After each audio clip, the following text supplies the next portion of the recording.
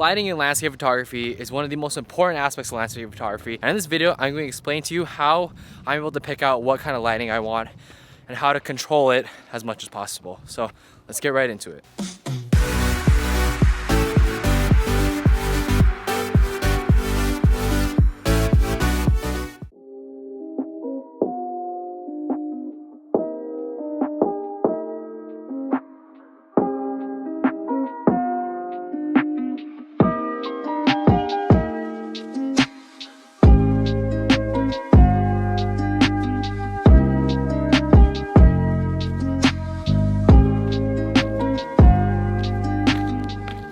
What is up guys, it's Project Photography back with another video, and in today's video I'm going to be showing y'all how I'm able to get such amazing lighting in my landscape photography. So I'm at a local park. This is a park that is pretty close to my home. I really like coming here to shoot some photos sometimes when I see amazing lighting like this. This is pretty good lighting from what I've seen. And just to dive in a bit about lighting in landscape photography itself, I think lighting in landscape photography specifically is one of the hardest lighting aspects to control of any niche of photography, because first of all, you can't control the weather. You can't control what the weather looks like or how the lighting looks, and you really just can't control what goes on in nature. And that's really the most hardest thing about landscape photography.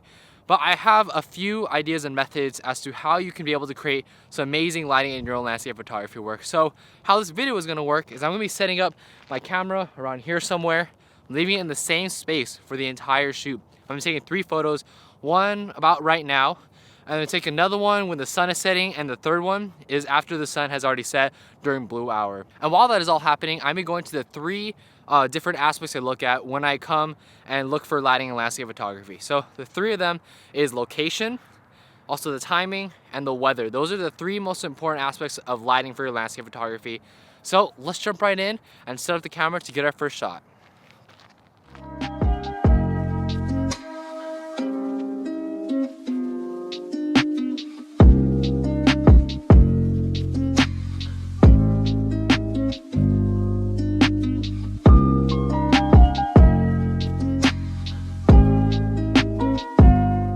So let's talk about the first one that I want to talk about, which is weather.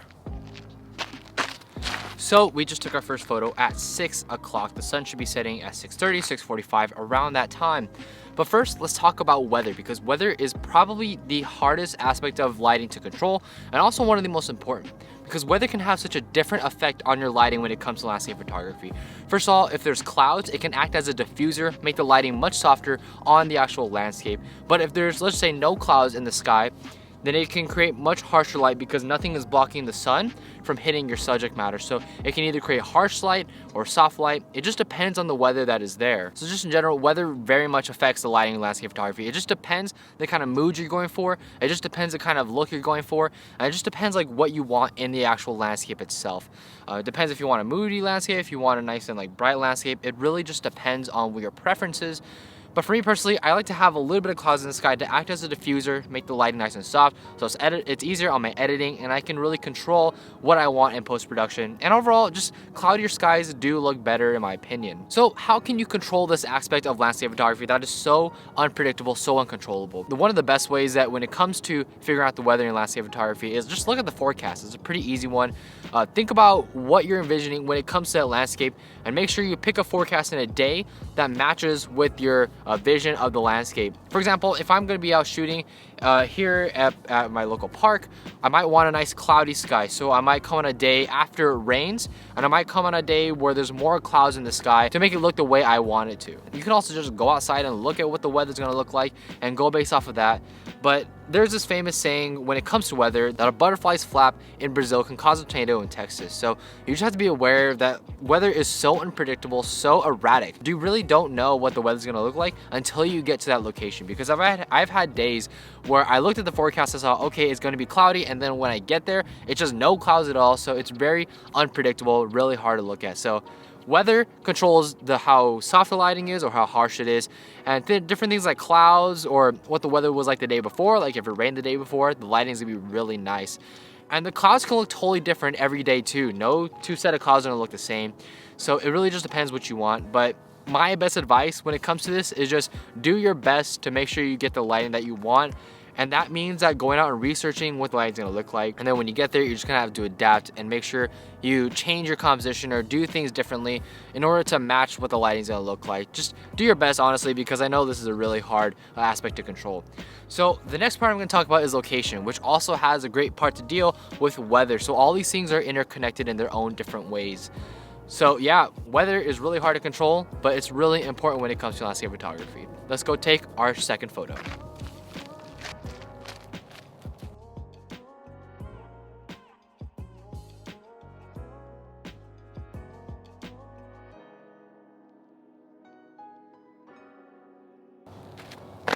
So we just took another photograph and the sun is pretty much going down. I don't know if you can see, but there's a bunch of clouds there. So it looks like the sun is all pretty much down, but it doesn't go down for another about 10 minutes. So we just took another photo. But let's talk about location when it comes to lighting for landscape photography. So the sun is currently setting as we speak. It is about 6:30 or so. We took our second shot. And here's the thing, let's talk about location, because I think this is also a very important thing to understand. I think something that a lot of people don't consider. So location is very important because it actually affects the way your lighting looks. For example, the way the lighting looks in Hawaii versus NorCal versus SoCal are all very different. Like, I'm very comfortable going to Hawaii and shooting midday there. Like, I have a lot of landscape photos, like I'll show up right now, that are taken midday in Hawaii, and that's something I would not even think about doing here in SoCal.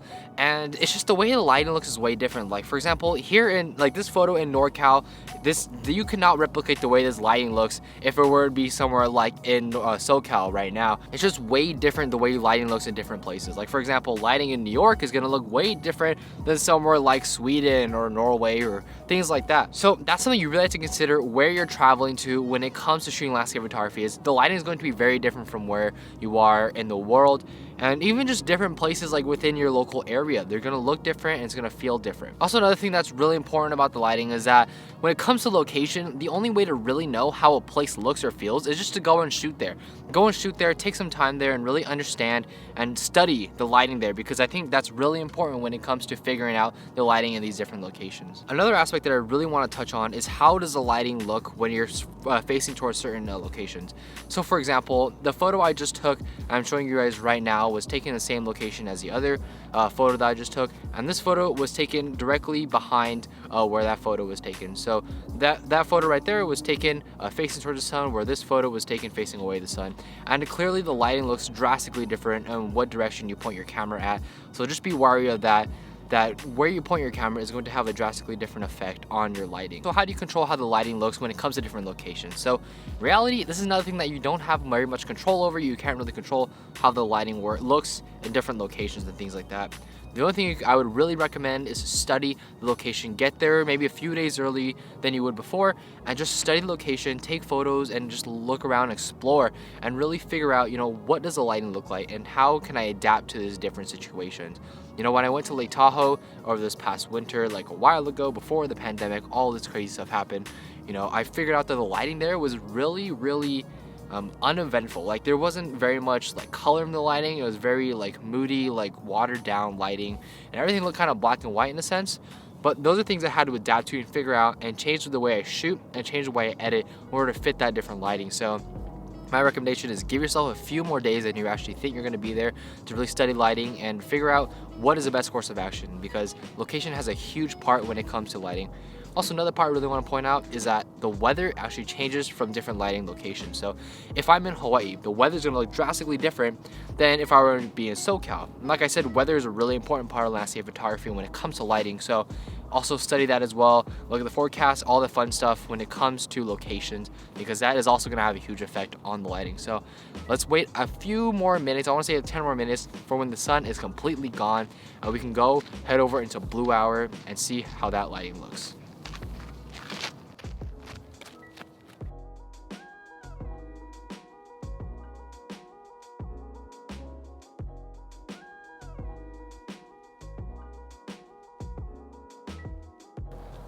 So I just took my last shot of the day. This is at blue hour. It's about 6:45 right now. And let's talk about the one thing that you can actually control when it comes to lighting for landscape photography, which is time. So let's talk about time of day, because this is the one thing when it comes to lighting for landscape photography that you can actually control. This is one thing where you can actually determine what time of day you want to go at, and this is probably one of the most important aspects of landscape photography. And I think this is one thing that if you guys were to take away anything from this video, this is the one thing I should take away. Make sure you go at a time of day that is between sunrise and during sunset. Those are 2 times a day that I would highly recommend to go shoot landscape photography. So when it comes to sunrise, I would recommend going there, like if say the sun rises at 6 o'clock, I'd recommend being there at least an hour before so you can catch the sun rising and get the different types of lighting and keep shooting in between those intervals. When it comes to sunset, get there an hour before sunset and keep shooting about like an hour after. I want to say about 15 minutes after the actual sun sets, 15 to 30 minutes after the sun sets, because that's when you're going to catch blue hour.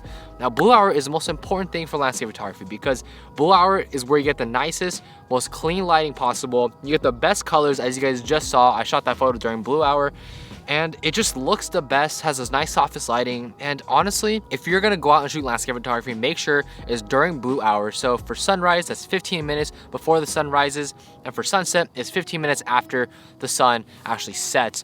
That's the most important time to go out and shoot landscape photography. Now, when it comes to lighting and time of day, you know, the time of day that you shoot at dictates where you're at, what the actual lighting looks like. Because if I shoot a landscape and let's just say the beginning of the day, it's gonna look totally different from the end of the day. And if you shoot something at the midday, the lightings look very harsh, not very pleasant. Whereas if you shoot during blue hour or sunset, the lighting is gonna look nice and soft and the colors are gonna look totally different. As you saw, as the sun was going more down and down, you saw the colors look different, colors shift. And you also saw the lighting look different and the lighting shift. As you can tell, it's really dark right now. It's kind of grainy, I'm assuming, when it comes to the image. But with landscape photography, you can actually control the time of day you shoot at, and I think that's so important. I think one thing that I think a lot of people need to realize. And even looking at this video specifically, I took 3 photos at 3 different times a day. One before the sun set, one while the sun was setting, and one during blue hour after the sun set. And you can see that the lighting shifted drastically just within that hour. So make sure you guys shoot at the right time of day. You know, this is one thing you can't control. This is the most important part I think everyone needs to take away from this video is make sure you shoot at blue hour or sunset. And those times of day is gonna get you the most amazing light possible. I promise you, the lighting looks incredible during those times and you're gonna be very pleased with the results. So the lighting is very dark right now because I'm filming this after I actually shot the photo. So those are the 3 things that you can control, or actually that's the one thing you can really control in landscape photography is the lighting itself. The other 2 aspects, which is weather and location, you can't really have as much control over. Those are 2 things that you really need to consider though when you're shooting landscape photography. You know, what is the weather gonna look like? What location am I at? Where am I pointing my camera towards? But the lighting is the one thing you can't control. Make sure you get there at the right time of day and make sure you get the lighting that looks the best according to the location, according to the weather, because those 2 things, weather and location, you can't control, but time is the one thing you can't control. So get there at the right time of day. If that's the one thing you take away from this video, take that away. So anyways guys, it's getting quite dark, gotta get home because there's no light out here to film stuff. So yeah, thank you guys so much for watching. Let me know what you guys think about this. You know, one thing that I also want to mention is that like lighting is one of those things where you can only really truly understand with more time and more practice in landscape photography. So my best advice to master lighting is consider those 3 things and keep on practicing your landscape photography, because at the end of the day, practice is what makes perfect. And that's the one thing that you're able to control and consider when it comes to lighting is make sure you get out there and practice. So that's it for me guys. Let me know if this video was helpful at all.